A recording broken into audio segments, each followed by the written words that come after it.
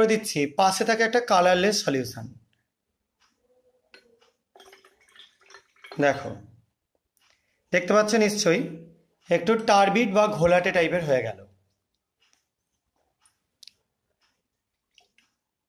তো এই যে টার্বিড সলিউশনটা তৈরি হলো, এর মধ্যে আমি এই পাশে থাকা আর একটা কালারলেস সলিউশন অ্যাড করছি, এবং অ্যাড করবার সঙ্গে সঙ্গে এটাকে হালকা করে একটুখানি নাড়ানোর চেষ্টা করা হচ্ছে। তো এটাকে আমি গ্লাস রড দিয়ে করছি যাতে একটু সুবিধা হয় কাজ করতে। এটা যদি কারোর ল্যাবরেটরিতে ম্যাগনেটিক কোনো স্টারার বা এরকম টাইপের জিনিস থাকে, খুব ভালো মতো করা যাবে তাতে। দেখো, আবার কালারটা ডিসঅ্যাপিয়ার করে গেল। এবার আমরা এর মধ্যে অ্যাড করে দেবো কিছুটা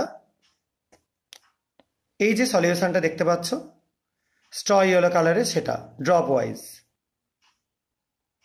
দেখো, ড্রপ পড়বার সঙ্গে সঙ্গে একটা বিশেষ কালার তৈরি হচ্ছে, তোমরা দেখতে পাচ্ছ, এবং কালারটা আস্তে আস্তে সলিউশনটার মধ্যে ছড়িয়ে পড়ছে।